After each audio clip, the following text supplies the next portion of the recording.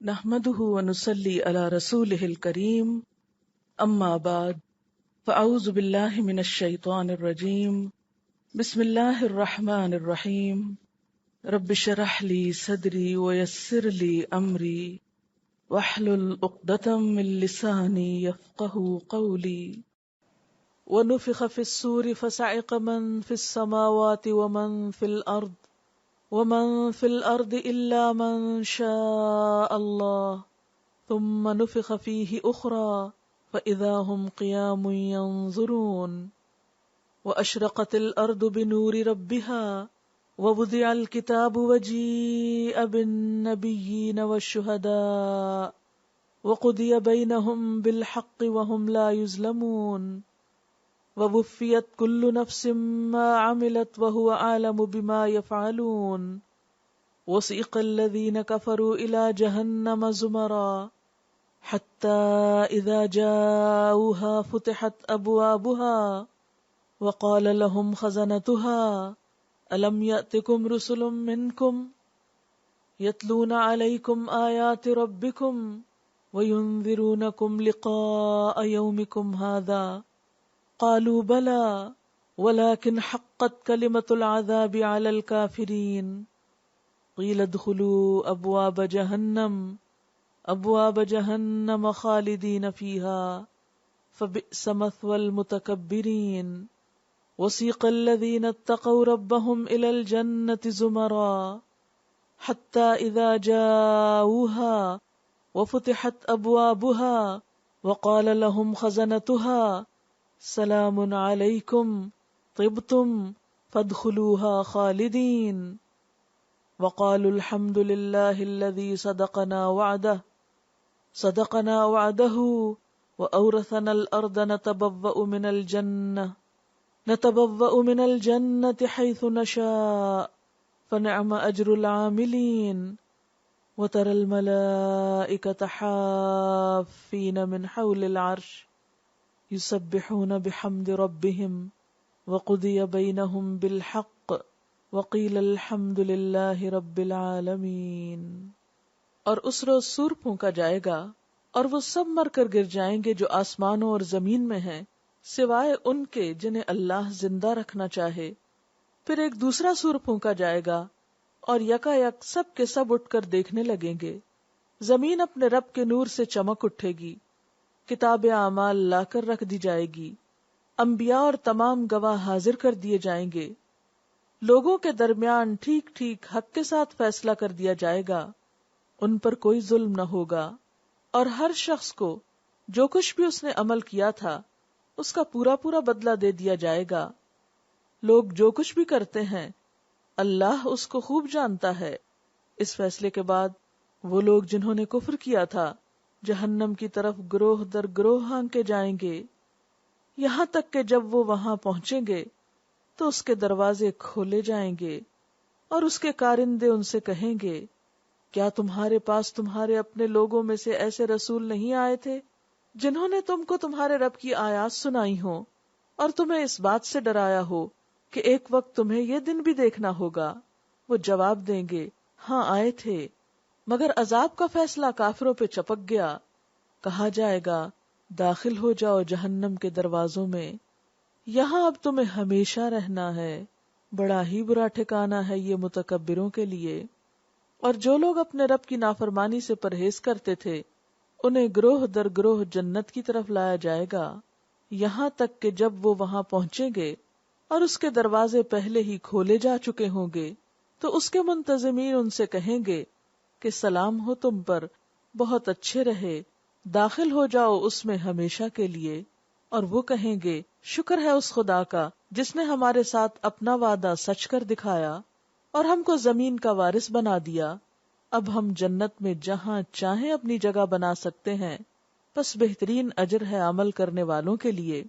اور تم دیکھو گے کہ فرشتے عرش کے گرد حلقہ بنائے ہوئے ہیں، اپنے رب کی حمد و تسبیح کر رہے ہوں گے، اور لوگوں کے درمیان ٹھیک ٹھیک حق کے ساتھ فیصلہ چکا دیا جائے گا اور پکار دیا جائے گا کہ حمد ہے اللہ رب العالمین کے لیے۔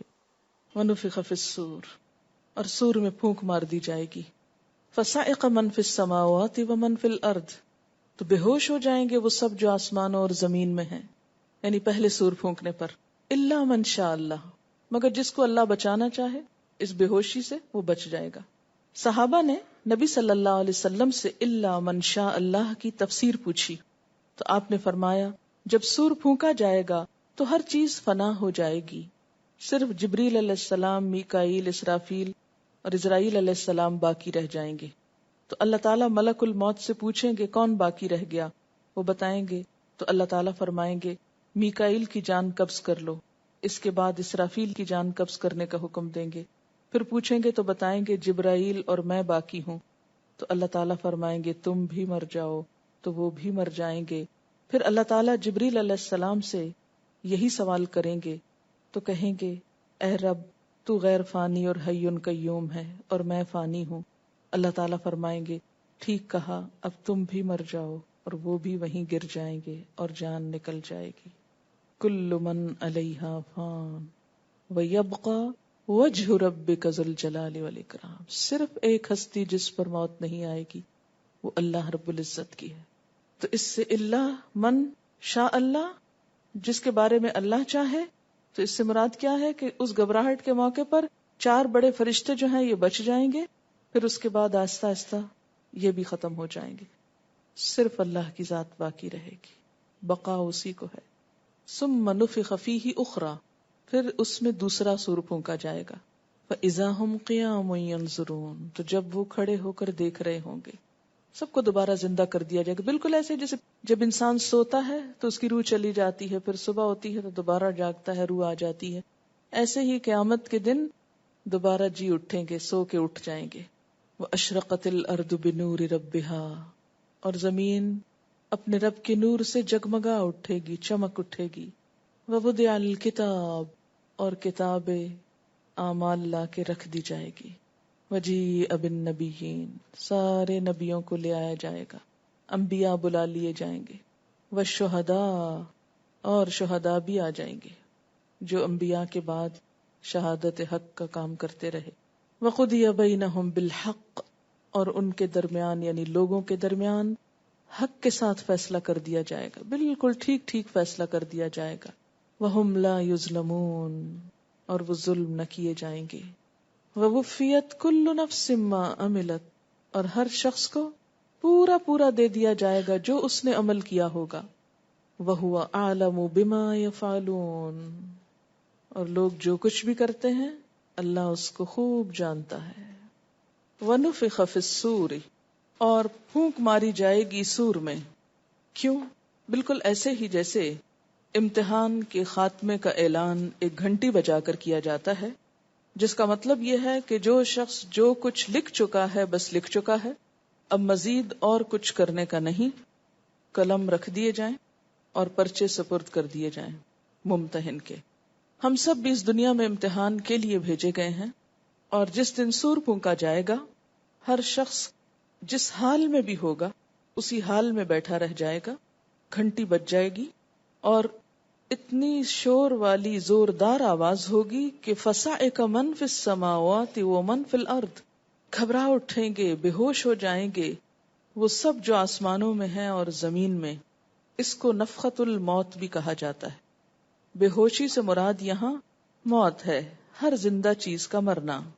الا من شاء اللہ، مگر جس کو اللہ چاہے گا، یعنی کچھ فرشتے بڑے بڑے باقی رہ جائیں گے اور پھر بالآخر وہ بھی ختم ہو جائیں گے، اور ایک اللہ کے سوا کوئی بھی زندہ نہ رہے گا۔ ثم نفخ فیہ اخری، پھر اس میں دوسری مرتبہ پھونک ماری جائے گی۔ فاذا هم قیام ینظرون، تو یکا یک وہ سب کھڑے ہو کر دیکھ رہے ہوں گے، پورے ہوش و حواس کے ساتھ، اگلے پچھلے، مرے ہوئے، ڈوبے ہوئے، جلے ہوئے، کسی بھی طرح دنیا سے گئے ہوئے، سب کے سب نئے پرانے اٹھ کھڑے ہوں گے۔ سورۃ یاسین میں بھی آپ نے پڑھا، وہاں یہ بھی ذکر آتا ہے کہ اذا هم من الاجداث الى ربهم ينسلون، کہ اپنے رب کی طرف دوڑنا شروع کر دیں گے۔ یہاں پر کیا ہے، کھڑے ہو جائیں گے اور دیکھنے لگیں گے، آنکھیں کھولیں گے، جیسے نیند کا ماتا کوئی اٹھتا ہے اور آنکھیں کھول کے دیکھتا ہے کہ کیا ہوا، بالکل ایسے جیسے گہری نیند میں کوئی سویا ہو اور شدید قسم کا کوئی شور ہو، تو کوئی شخص ہڑبڑا کے اٹھ بیٹھے اور پوچھے اور دیکھے کہ کیا ہو گیا، کیوں اٹھایا گیا. اسی لیے سورۃ یاسین میں آتا ہے قالوا یا ویلنا من بعثنا من مرقدنا، ہماری قبروں سے ہم کو کس نے اٹھا دیا. اس وقت بتایا جائے گا ھذا ما وعد الرحمن وصدق المرسلون، یہ وہی بات تو ہے جس کا رحمان نے وعدہ کیا تھا اور رسولوں نے سچ کہا تھا. یہ جو دوسرا سور ہے یہاں پر جس کا ذکر ہے، یہ نفخۃ لقیام رب العالمین کہلاتا ہے. وہ گھنٹہ جس کے بجنے کے بعد سب لوگ اپنے رب کے حضور آ کھڑے ہوں گے، حساب کتاب شروع ہوگا. وَأَشْرَقَتِ الْأَرْضُ بِنُورِ رَبِّهَا وَوُضِعَ الْكِتَابُ وَجِيءَ بِالنَّبِيِّينَ وَالشُّهَدَاءِ وَقُضِيَ بَيْنَهُم بِالْحَقِّ وَهُمْ لَا يُظْلَمُونَ وَوُفِّيَتْ كُلُّ نَفْسٍ مَا عَمِلَتْ وَهُوَ أَعْلَمُ بِمَا يَفْعَلُونَ. وَأَشْرَقَتِ الْأَرْضُ بِنُورِ رَبِّهَا، اور زمین اپنے رب کے نور سے چمک اٹھے گی. اشرق کا لفظ جو ہے شین رے قاف، شرق مشرق، اور شروق طلوع ہونے کے لیے استعمال ہوتا ہے سورج کے، اور مشرق وہ جگہ جہاں سے سورج طلوع ہوتا ہے اور زمین روشن ہو جاتی ہے. بالکل ایسے ہی جیسے سورج کے نکلنے سے زمین کا رنگ بدل جاتا ہے، قیامت کے دن اللہ تعالی کے حکم سے زمین بالکل چمک اٹھے گی. یہ چمکائی کس لیے جائے گی؟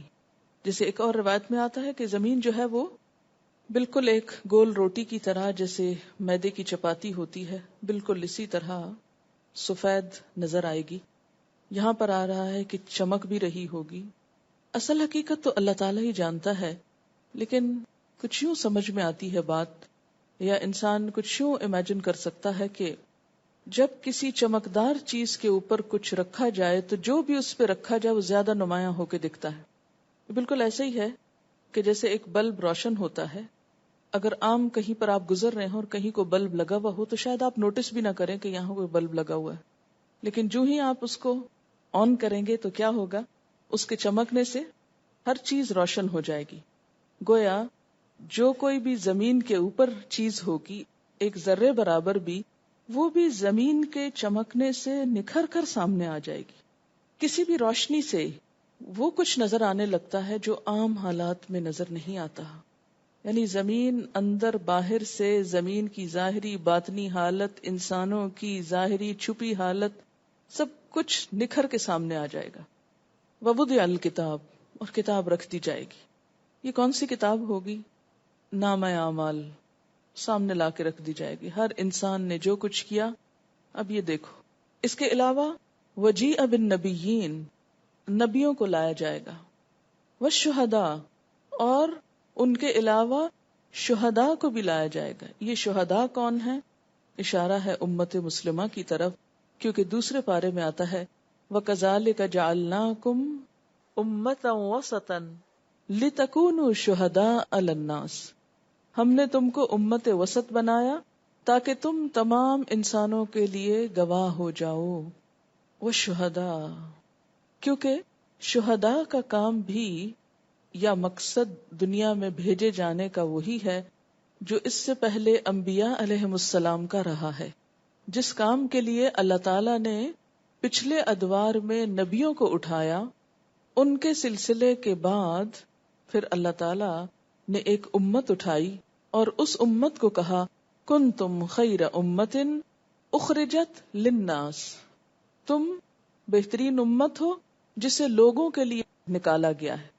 کیا کرنا ہے لوگوں کے لیے؟ تأمرون بالمعروف وتنہون عن المنکر، تم نیکی کا حکم دو گے، برائیوں سے روکو گے.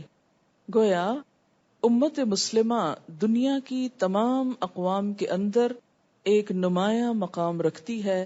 وہ دراصل اللہ تعالی کے دیے ہوئے پیغام کی حامل ہے، اور اس کا کام یہ ہے کہ وہ پوری دنیا میں اللہ کی بات کو پہنچائے.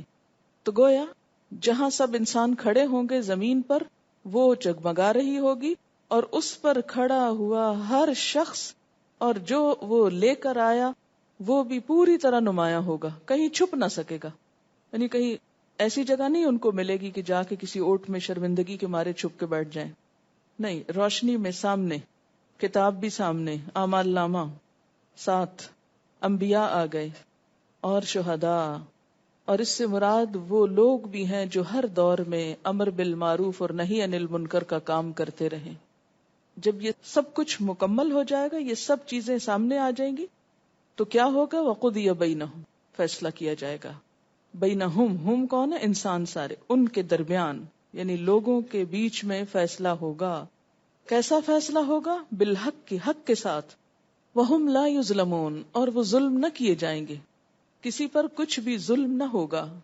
ووفیت کل نفس ما عملت، اور پورا پورا دے دیا جائے گا ہر شخص کو جو اس نے عمل کیا ہوگا. ہر شخص کو اس کے کیے کا پورا بدلہ دے دیا جائے گا. وَهُوَ أَعْلَمُ، اور وہ خود زیادہ جانتا ہے. کون؟ اللہ. کیا؟ بما یفعلون، جو وہ کرتے رہے.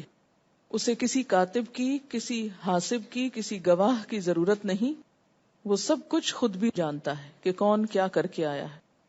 پھر کرامن کاتبین کا رول، شہداء کا رول اور باقی سب کا، گواہوں کا کیا ہوگا؟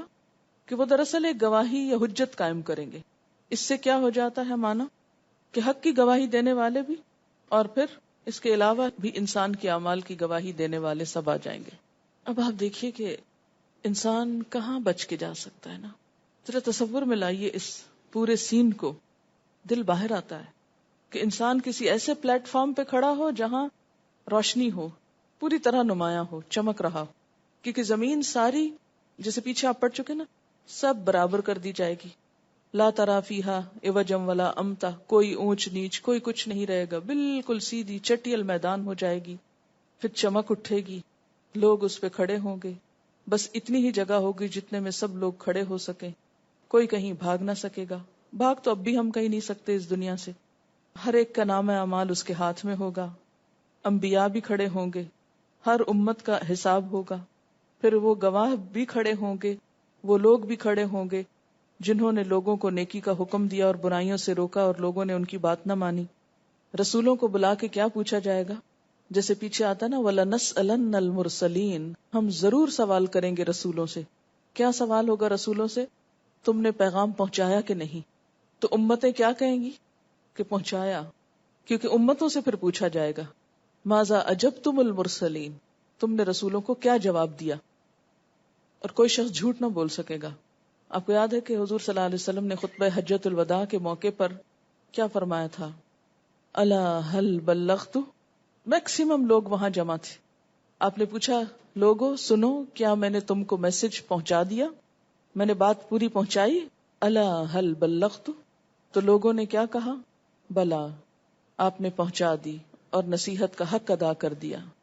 اور پھر اس کے بعد کوئی بھی شخص جھٹلا نہ سکے گا کہ نہیں مجھے تو پیغام پہنچا ہی نہیں تھا. آپ صلی اللہ علیہ وسلم نے کیا فرمایا تھا؟ 3 دفعہ آسمان کی طرف شہادت کی انگلی اٹھا کر اللہم اشہد، اللہم اشہد، اللہم اشہد، اے اللہ گواہ رہنا. یہ کیا کہہ رہے ہیں کہ پیغام آپ نے پہنچا دیا، میں نے سب کچھ ان تک پہنچا دیا، میں نے خیر خائی کا حق ادا کر دیا، میں نے اللہ کا پیغام سب لوگوں تک پہنچا دیا.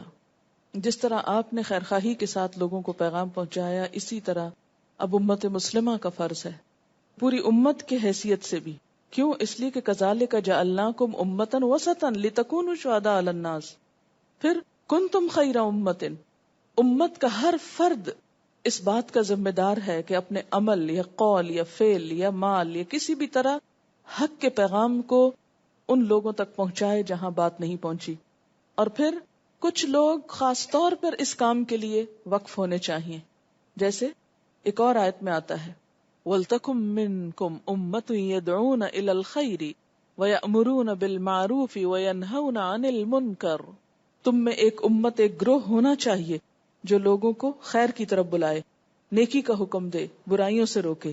پھر مسلمان حکومتوں کی ذمہ داری یہ بتائی گئی الذین ان مکناہم فی الارض اقاموا الصلاۃ وآتوا الزکاۃ وامروا بالمعروف ونہوا عن المنکر.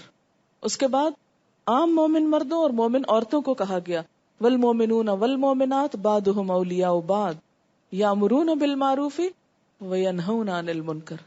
یعنی عورتوں تک بھی یہ ذمہ داری آتی کہ مومن مرد اور مومن عورتیں ایک دوسرے کے مددگار ہیں، نیکی کا حکم دیں گے، برائیوں سے روکیں گے. اس سب کی روشنی میں ہم کو خود اپنے پہ سوچنا چاہیے ہم کیا کر رہے ہیں. ہم نے آج تک حق کی کیا گواہی دی ہے؟ اللہ کے پیغام کو پہنچانے کے لیے بحیثیت امت ہم نے کیا ذمہ داری نبھائی ہے.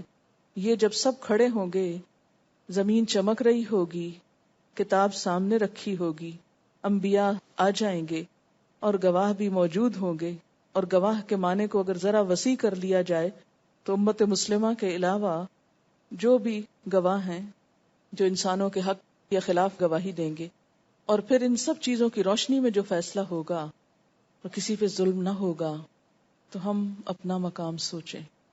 پھر آپ دیکھیے کہ صرف ہماری امت نہیں ہوگی یا ہم لوگ نہیں ہوگے، پوری دنیا اکٹھی ہوگی، کالے گورے پڑھے لکھے ان پڑھ، ہر دور کی امتیں. اب آپ دیکھیں کہ جیسے ہی کسی امت کے خلاف فیصلہ ہوگا یا اس کے عذاب میں جانے کا فیصلہ ہوگا، یہ نہیں کہیں گے کہ یا رب آپ ہم کو تو بھیج رہے ہیں، ان سے پوچھئے جن کے پاس یہ سب کچھ تھا، انہوں نے ہمیں کیوں نہیں پہنچایا. پھر ذمہ داری کس کی ہوگی؟ کیا صرف قرآن پڑھ لینا خوبصورت آواز سے یا حفظ کر لینا، حافظ بن کے کیا ہم اپنی ذمہ داری پوری کر چکے؟ یا ایون پڑھ سمجھ کے پوری ہو گئی؟ نہیں. جب تک اس میسج کو خواہ ایک شخص تک ہی کیوں نہ پہنچائیں یا ایک آیت ہی کیوں نہ پہنچائیں. آپ صلی اللہ علیہ وسلم نے کیا فرمایا تھا؟ بلغوا انی ولو آیا، آگے پہنچاؤ خواہ ایک آیت ہو. اگر بہت لمبے چوڑے فلسفے نہیں آتے، ایک بات اچھی آتی ہے، اسی کے ماہر ہو، وہی پہنچا دو. یعنی میکسیمم آپ صلی اللہ علیہ وسلم نے ایفرٹ کی، خود بھی بات پہنچانے کی اور امت کو بھی اس بات کی تلقین کرنے کی. صحابہ کرام آپ صلی اللہ علیہ وسلم کی وفات کے بعد مدینہ میں کیوں نہیں رہے تھے؟ جہاں جہاں جا سکے چلے گئے، ہر طرف پھیل گئے. کیوں بار بار فوجیں جا رہی ہیں قسطنطنیہ کی طرف، اسپین پہنچ رہے ہیں، ادھر جا رہے ہیں ادھر جا رہے ہیں؟ کیوں جا رہے ہیں؟ ان کو گھر میں چین نہیں تھا؟ کوئی کام نہیں تھا ان کا؟ اتنے ہزاروں میل ان کی حکومت تھی، اتنا مال و دولت آ رہا تھا، اب بناتے مکان اور رہتے آرام سے اور عیش و عشرت کرتے. انہوں نے تو زندگی کا مقصد یہ نہیں بنایا.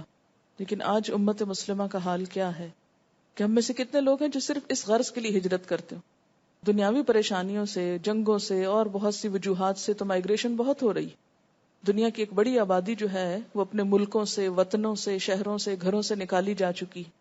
کوئی کسی وجہ سے، کوئی کسی وجہ سے، کوئی سیاسی حالات کی وجہ سے، کوئی موسمی آفات کی وجہ سے اور کچھ اور پریشانیوں کی وجہ سے. ہم میں سے کتنے لوگ ہیں جو اس غرض سے اپنے گھر بار چھوڑ کر کہیں اور جائیں. کرسچن مشنریز کے بارے میں ہم پڑھتے ہیں اور بڑے خوش ہوتے ہیں کہ کتنے ڈیڈیکیٹڈ لوگ ہیں، کتنے بااصول لوگ ہیں. پاکستان کے ہر شہر اور ایون تو اب آپ دیہات بھی دیکھ لیں کہ جہاں پر یورپ اور امریکہ کے ترقی یافتہ علاقے اور دنیا بھر کی سہولتیں چھوڑ کر افریقہ کے جنگلوں میں اور پہاڑوں میں اور گاؤں میں اور دیہاتوں میں اور ہر جگہ انسانیت کی خدمت کے نام سے اور دراصل اپنے مذہب کی تبلیغ کے لیے جگہ جگہ نہ صرف یہ کہ مرد بلکہ عورتیں بھی نکلی ہوئی ہیں. وَسِيقَ الَّذِينَ كَفَرُوا إِلَى جَهَنَّمَ زُمَرًا، اور ہانکے جائیں گے، لائے جائیں گے. کون؟ الَّذِينَ كَفَرُوا، وہ لوگ جنہوں نے کفر کیا. کہاں لائے جائیں گے؟ إِلَى جَهَنَّمَ، جہنم کی طرف. کس طرح لائے جائیں گے؟ زمرا، گروہوں کی شکل میں. فیصلہ ہو گیا، اب لوگ جہنم یا جنت کی طرف بھیجے جا رہے ہیں. لیکن ایک ایک شخص اکیلا اکیلا نہیں جا رہا، بلکہ گروہ در گروہ جا رہے ہیں. زمرا زے میم رے سے مشتق ہے. اس کا لفظی معنی ہوتا ہے آواز. عموماً جب بہت سے لوگ ایک جگہ پر جمع ہوں تو آواز یا شور کا ہونا لازم ہے، اور کچھ نہیں تو ان کی سانسوں کی آواز ہی ایک طرح کی وسپر پیدا کر دیتی ہے فضا میں. یعنی کہیں بھی لوگوں کا اکٹھ ہو تو مکمل خاموشی نہیں ہو سکتی. اسی سے پھر زمر کا معنی گروہ ہوا. گروہ در گروہ لوگوں کو جہنم کی طرف ہانکا جائے گا، جیسے سورۃ طور میں آتا ہے یوم یدعون الی نار جہنم دعا، جس دن لوگوں کو دھکے دے کر جہنم کی طرف دھکیلا جائے گا. سوال یہ پیدا ہوتا ہے کہ گروہوں میں کیوں لے جایا جائے گا اور یہ گروہ کس بنیاد پر بنائے جائیں گے؟ اگر آپ دیکھیں تو کفر کی 20 قسمیں ہیں، رنگ رنگ کے عقائد ہیں. تو ایک جیسے عقیدے کے، ایک جیسی سوچ کے لوگ ایک جگہ جمع ہوں گے. شرک کی کئی اقسام ہیں، کوئی کسی چیز کو پوچھتا ہے، کوئی کسی چیز کو پوچھتا ہے.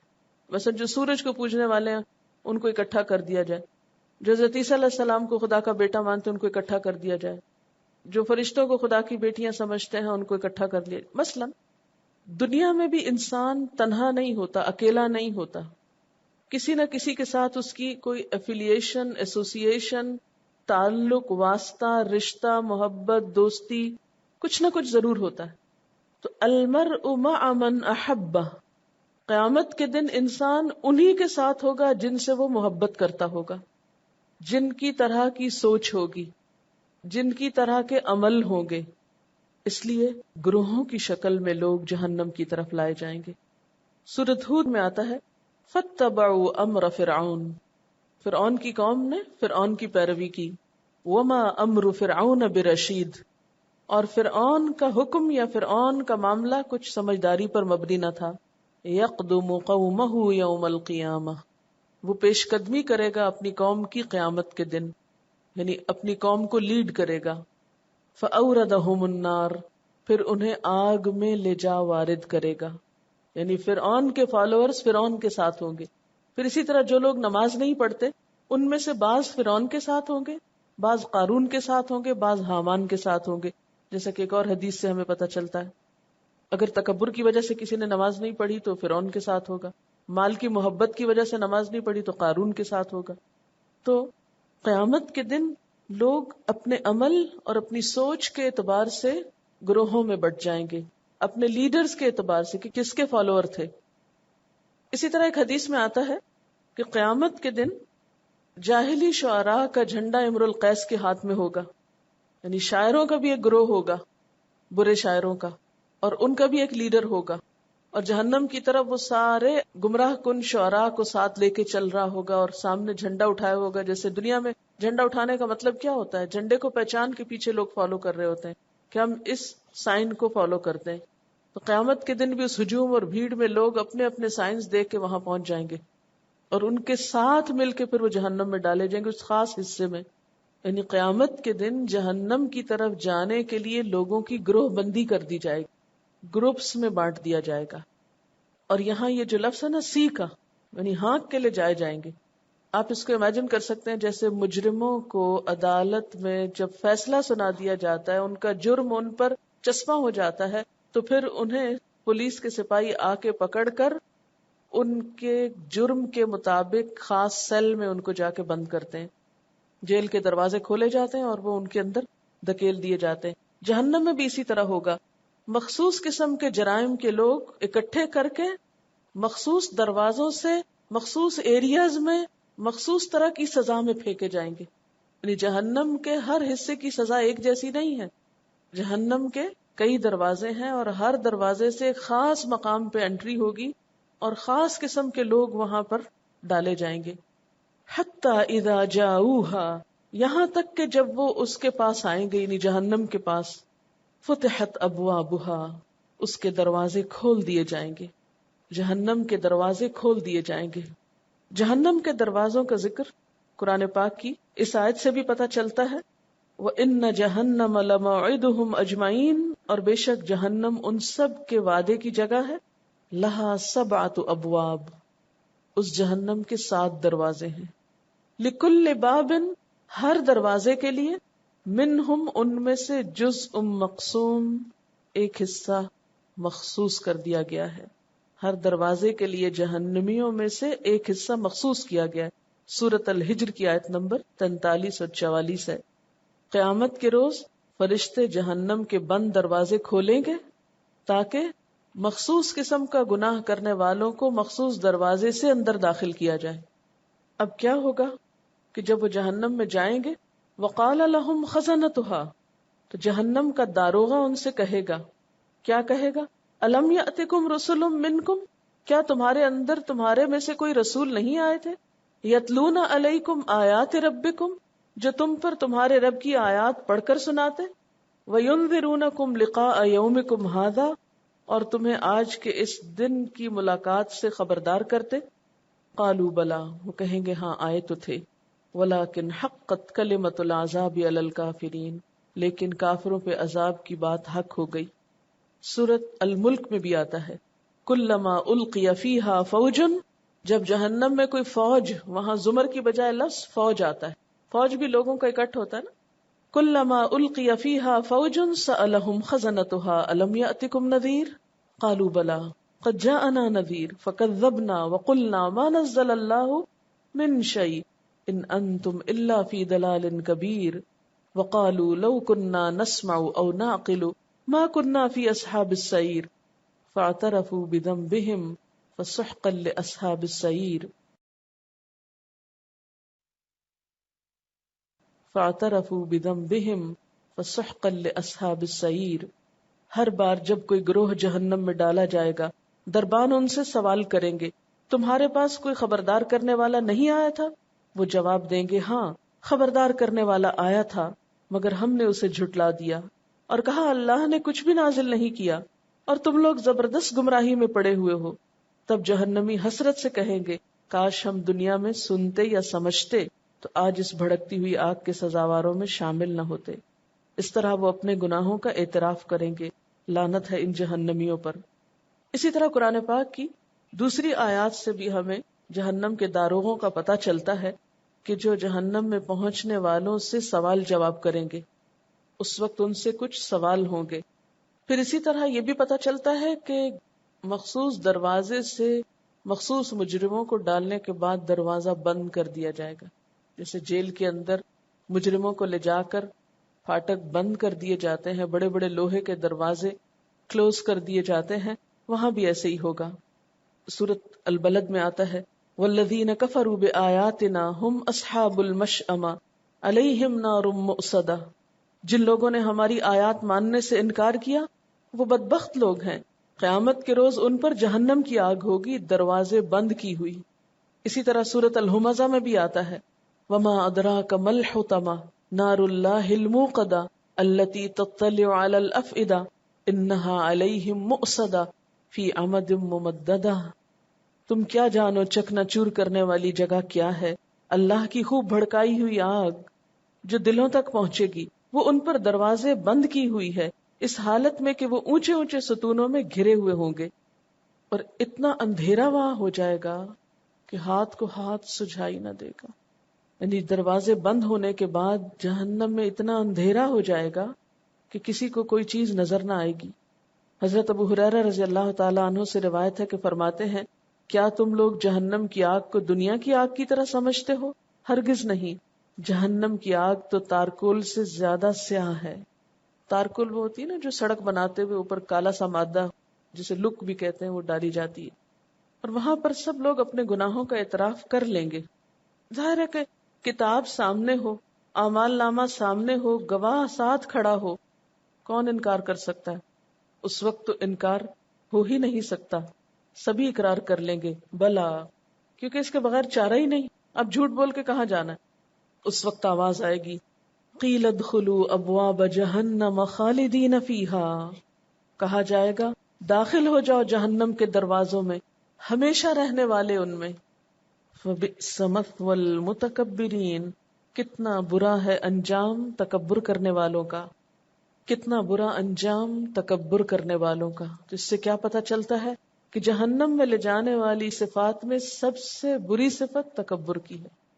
ونفخ بالصور فصعق من في السماوات ومن في الأرض إلا من شاء الله ثم نفخ فيه أخرى فإذا هم قيام ينظرون وأشرقت الأرض بنور ربها ووضع الكتاب وجيء بالنبيين والشهداء وقضي بينهم بالحق وهم لا يظلمون ووفيت كل نفس ما عملت وهو أعلم بما يفعلون وسيق الذين كفروا إلى جهنم زمرا وسيق الذين كفروا إلى جهنم زمرا حتى إذا جاءوها فتحت أبوابها وقال لهم خزنتها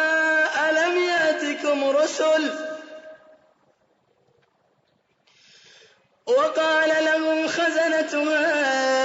يأتكم رسل منكم يتلون عليكم آيات ربكم وينذرونكم لقاء يومكم هذا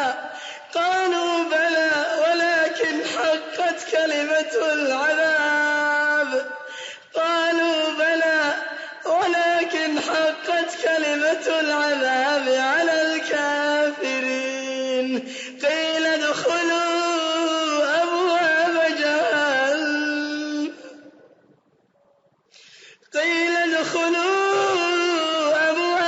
جهنم خالدين فيها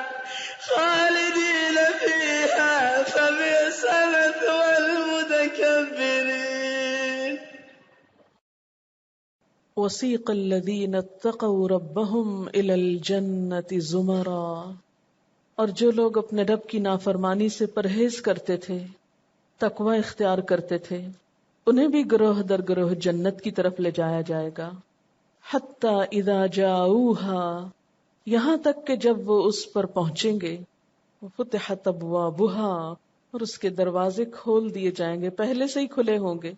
وقال لہم خزنتہا، اور اس کے منتظمین ان سے کہیں گے، یعنی آنے والوں سے، سلام علیکم، سلام ہو تم پر، طبتم، خوشحال ہوئے تم، فادخلوہا خالدین، پس داخل ہو جاؤ اس میں ہمیشہ ہمیشہ رہنے والے. اب جنت والوں کے لیے بھی سیقہ کا لفظ استعمال ہوا ہے. سیقہ، سین واو قاف اس کا روٹ ہے. کسی چیز کو کسی چیز کی طرف ہانک کر لے جانا اچھے اور برے دونوں معنوں میں استعمال ہوتا ہے. مثلاً ابر رحمت یا سازگار ہوائیں جب بادلوں کو لے جاتی ہیں دوسری طرف، تو اس کے لیے بھی یہی لفظ استعمال ہوتا ہے. جہنم کی طرف جانے والوں کی صفت کفر بتائی گئی، اور جنت کی طرف جانے والوں کی صفت یہاں صرف ایمان نہیں بتائی گئی، ایمان سے آگے کی صفت تقوی، اللہ کا خوف. یعنی الذین کفروا کے مقابل الذین اتقوا استعمال ہوا ہے. اور تقوی کیا ہے؟ کہ انسان اللہ تعالی کی عظمت کو اس طرح پالے کہ اپنی بڑائی کی نفی کر دے. اپنی بڑائی کا احساس جس کے اندر سے ختم ہو جائے وہی دراصل متقی ہوتا ہے. جب تک اپنی بڑائی کا احساس باقی رہے انسان تقوی کی منزل تک نہیں پہنچ سکتا.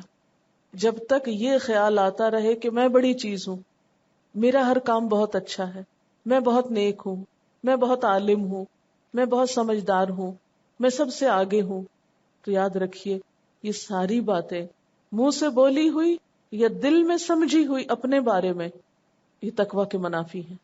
کیونکہ جہنم متکبرین کے لیے، اور یہ سارے بول تکبر والے ہیں. کیونکہ انسان کو جو بھی کوئی نعمت ملی ہے وہ سب اللہ کی طرف سے. اس پہ یہ سوچنے کی بجائے کہ میں سب سے بہتر ہوں، کسی بھی نعمت کا احساس ہونے پر فوراً انسان اللہ کی طرف رجوع کرے، اس کا شکر ادا کرے اور تکبر سے باہر آ جائے کہ میرا تو کچھ کمال ہے ہی نہیں. وما تشاءون الا ان یشاء اللہ، ہمارے کسی کام کے کرنے سے کیا ہوتا ہے جب تک اللہ نہ چاہے. اس کی دی ہوئی توفیق ہی سے نیک کام بھی ہوتے ہیں، اور یہ بھی اس کی ایک رحمت اور انعام ہوتا ہے. من یرد اللہ بہ خیرا یفقہہ فی الدین، جس کے ساتھ اللہ بھلائی کا ارادہ کرتا ہے اس کو دین کی سمجھ دیتا ہے.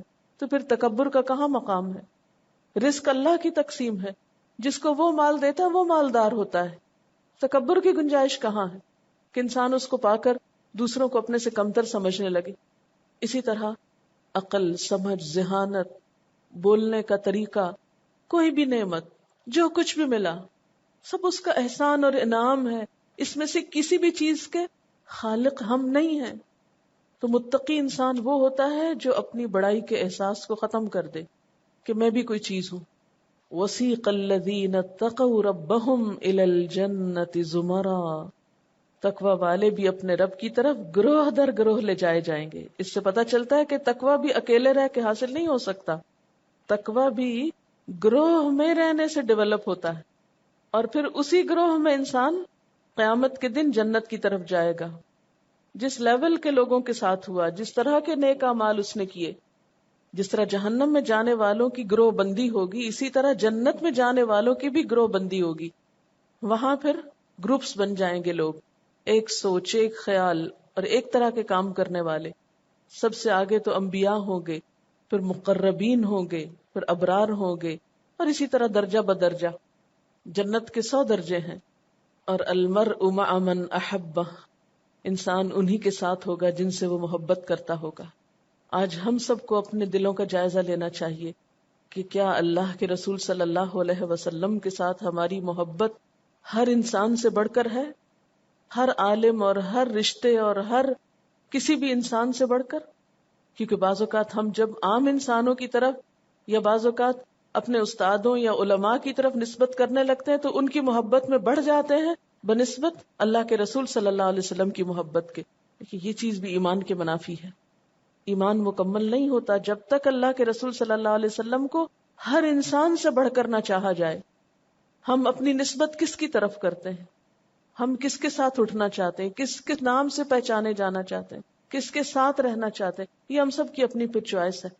کس بزرگ کے ساتھ رہنا چاہتے ہیں یا پھر پیغمبر علیہ السلام کا ساتھ چاہتے ہیں؟ تو ہر شخص اپنے اپنے گروہ میں اٹھے گا. پھر صرف چاہت سے بات نہیں بنتی، پھر کام بھی کرنے پڑتے ہیں. اس درجے کی قربانیاں بھی ضروری ہیں. تو جن لوگوں نے جس درجے کی قربانیاں کی ہوں گی، جس درجے کے عمل کیے ہوں گے، انہی کے ساتھ ہوں گے. جس طرح کفر کے بہت سے درجے اور قسمیں ہیں، اسی طرح ایمان اور تقوی اور عمل صالح کے لحاظ سے بھی بہت سے درجے ہیں. حتی اذا جاؤہا، یہاں تک کہ جب اس کے پاس آ جائیں گے. وفتحت ابوابہا، اور اس کے دروازے کھول دیے جائیں گے، پہلے سے ہی کھلے ہوں گے. جنت کے بھی دروازے ہیں، جیسے جہنم کے دروازے ہیں ایسے ہی جنت کے دروازے بھی ہیں. حضرت انس بن مالک روایت کرتے ہیں رسول اللہ صلی اللہ علیہ وسلم نے فرمایا، قیامت کے روز میں سب سے پہلے جنت کے دروازے پہ آؤں گا اور دروازہ کھلواؤں گا. جنت کا خازن پوچھے گا، یعنی دروازہ کھٹکھٹانے پر، کون ہے؟ میں جواب دوں گا محمد صلی اللہ علیہ وسلم. خازن کہے گا مجھے اسی بات کا حکم دیا گیا تھا کہ آپ سے پہلے کسی کے لیے دروازہ نہ کھولوں. ایک اور حدیث میں آتا ہے، حضرت انس بن مالک کہتے ہیں کہ رسول اللہ صلی اللہ علیہ وسلم نے فرمایا، قیامت کے روز سب سے زیادہ امتی میرے ہوں گے اور میں سب سے پہلے جنت کا دروازہ کھٹکھٹاؤں گا. حضرت سہل بن سعد سے روایت ہے، نبی صلی اللہ علیہ وسلم نے فرمایا، جنت میں 8 دروازے ہیں جن میں سے ایک کا نام ریان ہے، جس میں صرف روزہ دار ہی داخل ہوں گے. یہ بخاری کی روایت ہے. جہنم کے 7 دروازے ہیں لیکن جنت کے 8 ہیں. حضرت ابو ہریرہ رضی اللہ تعالیٰ عنہ سے روایت ہے، رسول اللہ صلی اللہ علیہ وسلم نے فرمایا، جس شخص نے اللہ کی راہ میں جوڑا خرچ کیا، مثلا 2 گھوڑے 2 تلواریں، یعنی دگنی قربانی کی، اسے جنت میں یوں کہہ کر بلایا جائے گا، اے اللہ کے بندے، یہ ہے بہتر صلہ، یعنی تمہارے انفاق کا. اسے ایک خاص دروازے سے بلایا جائے گا. جو اہل صلاۃ میں سے ہوگا اسے باب الصلاۃ سے پکارا جائے گا. جو اہل جہاد میں سے ہوگا وہ باب الجہاد سے پکارا جائے گا. جو اہل صدقہ میں سے ہوگا وہ باب الصدقہ سے پکارا جائے گا. جو اہل صیام سے ہوگا وہ باب الریان سے پکارا جائے گا. جب آپ جنت کے دروازوں اور پکارنے کا ذکر کر رہے تھے تو حضرت ابوبکر صدیق رضی اللہ تعالیٰ عنہ نے عرض کیا، اے اللہ کے رسول صلی اللہ علیہ وسلم، ایسے شخص کو تو کوئی خسارہ نہیں ہوگا جو سب دروازوں سے پکارا جائے گا، اور ہے کوئی ایسا شخص جو ہر دروازے سے پکارا جائے، یعنی ہر دروازہ اس کے لیے کھلا ہو اور ہر کوئی اس کو بلا رہا ہو؟ آپ نے فرمایا، مجھے امید ہے کہ تم انہی میں سے ہوگے. ہم ذرا اپنے آپ کو دیکھیں، اپنے روزوں کو دیکھیں، اپنی نمازوں کو دیکھیں، اپنے صدقے خیرات کو دیکھیں، اللہ کی راہ میں جد و جہد کا حق دیکھیں، اللہ کی راہ میں دین کے کام کے لیے وسائل فراہم کرنے کا، جیسے وہ جوڑا خرچ کیا، یعنی 2 گھوڑے 2 تلواریں کو اس زمانے میں فی سبیل اللہ کام کے لیے یہ ٹولز ہوتے تھے. آج کے دور میں کچھ اور ٹولز بھی ہیں، تو ایک نہیں 2. تو جو جتنی قربانی کرے گا اس مخصوص دروازے سے داخل ہوگا اور بڑی شان کے ساتھ داخل ہوگا. اسی طرح بلا حساب کتاب جنت میں جانے والے ایک خاص دروازے سے داخل ہوں گے. حضرت ابو ہریرہ سے روایت ہے کہ رسول اکرم صلی اللہ علیہ وسلم کی شفاعت کے بعد اللہ تعالیٰ ارشاد فرمائے گا، اے محمد صلی اللہ علیہ وسلم، اپنی امت کے ان لوگوں کو باب ایمن سے جنت میں داخل کرو جن پر کوئی حساب کتاب نہیں، جو بلا حساب اندر جائیں گے، اور وہ جنت کے دوسرے دروازوں میں سے داخل ہونے والوں کے ساتھ بھی شریک ہیں. یعنی اگر وہ کسی اور کی طرف سے جانا چاہیں تو ان کی چوائس ہے. اچھا، جن لوگوں کو سب دروازوں سے بلایا جائے گا ان کے لیے پھر اپنی چوائس ہوگی کہ وہ کیا پسند کرتے ہیں. سارے وہ دیکھ کر پھر جس سے جانا چاہیں گے اس سے لے جائے جائیں گے. قسم ہے اس ذات کی جس کے ہاتھ میں محمد صلی اللہ علیہ وسلم کی جان ہے، آپ نے فرمایا، جنت کی چوکھٹ کے درمیان اتنا فاصلہ ہے جتنا مکہ اور ہجر، بحرین کے ایک شہر کا نام ہے، اس کے درمیان ہے، یا جتنا مکہ اور بصرہ، شام کے ایک شہر کا نام ہے، اس کے درمیان ہے. اور یہ فاصلہ تقریباً 1160 کلومیٹر ہے مکہ اور ہجر کے بیچ کا، اور مکہ اور بصرہ کے فاصلہ جو ہے وہ 1250 کلومیٹر ہے، یعنی ایک دروازہ اتنا لمبا ہوگا، یوں سمجھے سے یہاں سے کراچی سے لاہور تک کا راستہ اندازاً اتنا ہی ہے، اس سے تھوڑا زیادہ ہوگا، لیکن بہرحال یعنی ایک دروازے کی چوڑائی اتنی ہوگی، اور سب لوگ کس طرح داخل ہوں گے؟ ایک ساتھ سٹیپ ان کریں گے، یعنی کہ بھیڑ لگی ہوگی، کچھ آگے جلدی چلے جائیں گے اور کچھ پیچھے رہ جائیں گے، نہیں، اتنا چوڑا ہوگا کہ سب برابر سٹیپ ان کریں گے اس اپنی خاص کوالٹی کی وجہ سے۔ حضرت سہل بن سعد سے روایت ہے، رسول اللہ صلی اللہ علیہ وسلم نے فرمایا، میری امت کے 70,000 افراد، اور ایک اور روایت میں 7 لاکھ کا بھی ذکر ملتا ہے، وہ جنت میں اس طرح داخل ہوں گے کہ ایک دوسرے کا ہاتھ پکڑے ہوئے ہوں گے، ان میں سے کوئی بھی اس وقت تک جنت میں داخل نہیں ہوگا جب تک آخری آدمی داخل نہ ہو جائے، یعنی بیک وقت داخل ہوں گے۔ ان جنتیوں کے چہرے 14ویں رات کے چاند کی طرح چمک رہے ہوں گے۔ حضرت عمر بن خطاب رضی اللہ تعالیٰ عنہ سے روایت ہے، رسول اللہ صلی اللہ علیہ وسلم نے فرمایا، تم میں سے جو شخص اچھی طرح پورا وضو کرے، یعنی جلد بازی میں نہ کرے کہ ادھر سے سوکھا رہ جائے ادھر سے، یا سستی کے مارے اور سر سے ٹلانے کے لیے نہیں، شوق سے اچھی طرح پورا وضو، پوری احتیاط اور دھیان سے کہ کوئی حصہ خشک نہ ہو، اور اس کا حق ادا کر کے پھر کہے اشہد ان لا الہ الا اللہ وان محمدا عبدہ ورسولہ، یعنی میں گواہی دیتا ہوں کہ اللہ کے سوا کوئی الہ نہیں اور محمد صلی اللہ علیہ وسلم اللہ کے بندے اور اس کے رسول ہیں، اس کے لیے جنت کے 8 دروازے کھول دیے جاتے ہیں جس سے چاہے داخل ہو، کیونکہ وضو کرنا ایک مشکل ترین کام ہے، اس لیے اس پر اچھی طرح عمل کرنے والے کے لیے بھی یہ خوشخبری ہے۔ حضرت ابو ہریرہ رضی اللہ تعالیٰ عنہ سے روایت ہے کہ رسول اللہ صلی اللہ علیہ وسلم نے فرمایا، جو عورت 5 نمازیں ادا کرے، کیونکہ شوہر کی تابعداری اور بچوں کی نگہداشت میں عموماً عورت کے لیے نماز پڑھنا مردوں کی نسبت مشکل ہوتا ہے، 5 وقت کی نماز پڑھے، رمضان کے روزے رکھے، اپنی شرمگاہ کی حفاظت کرے، یعنی زنا سے پرہیز کرے، اپنے شوہر کی فرما برداری کرے، یعنی شوہر کی اطاعت کرے، اسے قیامت کے روز کہا جائے گا جنت کے 8 دروازوں میں سے جس سے چاہو داخل ہو جاؤ۔ ایک اور روایت میں آتا ہے، جس مسلمان کے 3 نابالغ بچے فوت ہو گئے اور اس نے صبر کیا تو وہ بچے اسے جنت کے 8 دروازوں پہ ملیں گے، جس دروازے سے چاہے گا داخل ہوگا، کیونکہ صبر کرنا بھی مشکل ہے نا، اور ایک بچے کے بعد دوسرا اور پھر تیسرا فوت ہوتا چلا جائے۔ حضرت ابو ہریرہ سے روایت ہے، رسول اللہ صلی اللہ علیہ وسلم نے فرمایا، جنت کے دروازے سوموار اور جمعرات کو کھولے جاتے ہیں، اور ہر اس شخص کو بخش دیا جاتا ہے جو اللہ سے شرک نہ کرتا ہو، سوائے اس آدمی کے جو کسی دوسرے بھائی کے ساتھ کینہ رکھتا ہو۔ اس شخص کو نہیں بخشا جاتا جس کے دل میں دوسرے کے لیے کینہ ہو، میل ہو، کوئی حسد، نفرت، بغض کہ دل میں بات رکھی ہوئی ہو۔ ان دونوں کے بارے میں فرشتوں سے کہا جاتا ہے، ان دونوں آدمیوں کا انتظار کرو یہاں تک کہ یہ دونوں آپس میں مل جائیں، یعنی اپنی اصلاح کر لیں، ان دونوں کا انتظار کرو حتیٰ کہ آپس میں مل جائیں۔ اس سے آپ اندازہ کر سکتے ہیں کہ مسلمانوں کے آپس کے تعلقات کا بگاڑ کتنی زیادہ نقصان دہ چیز ہے۔ اسی لیے کہا گیا نا کہ کیا میں تم کو بتاؤں ایک ایسی چیز جو نماز، روزے، ہر چیز سے افضل ہے؟ اصلاح ذات البین، آپس کے تعلقات کی اصلاح، اور آپس کا بگاڑ ہی الحالقہ، وہ تو دین کو مونڈ کے رکھ دینے والا ہے، دین کی صفائی کر دیتا ہے۔ ظاہر ہے کہ دین کا کام اکیلے کوئی نہیں کر سکتا، اکیلے دین پہ قائم رہنا بے حد مشکل ہے، آپ کو ہمیشہ دین پر چلنے کے لیے دوسروں کی سپورٹ چاہیے ہوتی ہے، اور اگر ان لوگوں کے ساتھ آپ کے تعلقات ہی اچھے نہ ہو جن کے ساتھ آپ مل کے چل رہے ہیں تو آپ دین کا کوئی کام کرنے کے لائق نہیں رہتے، پھر آپ تقویٰ میں ترقی نہیں کر سکتے۔ اسی لیے زمرہ، گروہ در گروہ جنت میں داخل ہوں گے، اور جنتیوں کے دل آپس میں ایک دوسرے کے لیے کیسے ہوں گے؟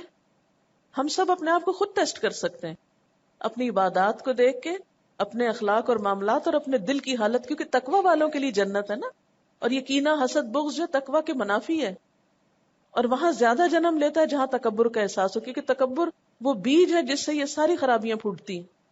کسی سے حسد کیوں ہوتا ہے؟ کیونکہ اس کی اچھائی اچھی نہیں لگتی، ہم سمجھتے ہیں ہم سب سے اچھے ہیں، مجھ سے اچھا بھی کوئی ہو سکتا ہے۔ جب ہم دیکھتے ہیں کہ لوگ کسی اور کی تعریف کر رہے ہیں، اس کو زیادہ اچھا کہہ رہے ہیں، تو ہم حسد میں مبتلا ہو جاتے ہیں، ہم اس کو کسی نہ کسی طرح نقصان پہنچانا شروع کر دیتے ہیں، اور اسی طرح باقی تمام آتے ہیں۔ تو جنت والے دنیا میں بھی ایک دوسرے سے صاف دل رکھتے تھے، اکٹھے داخل ہوں گے، حتیٰ کہ جن لوگوں کے دل میں کچھ تھوڑا بہت ایسا کوشش کے باوجود بھی کھوٹ کپٹ رہ گیا، وہ جنت میں جانے سے روک دیے جائیں گے، ایک نہر الحیات یعنی ایک پل پہ روکے جائیں گے، وہاں ان کے دلوں کو دھویا جائے گا، صاف کیا جائے گا، پھر اندر جائیں گے. میلے دل والے جنت کے اندر جانے کے لائق نہیں. ان کا کیا کام وہاں؟ میل کچیل تو جہنم کے لیے ہوتی ہے. لیکن اگر کسی کے ویسے بہت نیک عمل ہوئے اور کسی وجہ سے کوئی تھوڑی بہت مس انڈرسٹینڈنگ کسی کے ساتھ ہو گئی تو وہ بھی جنت میں جانے سے پہلے صاف ہوگی.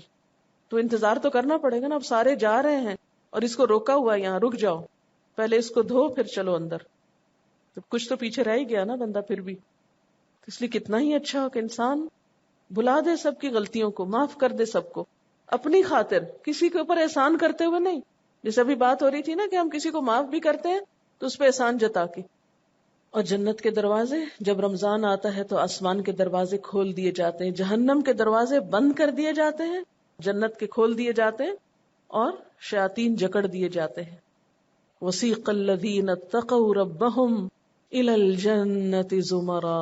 اپنے آپ کو دیکھیں کس گروہ میں ہیں، ڈھونڈیں اپنے آپ کو کس کس سے محبت ہے اور کس گروہ میں اٹھائے جانا چاہیں گے، کن کے ساتھ جانا چاہیں گے. اور پھر جن سے محبت ہو انسان خود بخود ان جیسے کام کرنے کی کوشش کرتا ہے. حتی اذا جاؤوها وفتحت ابوابها.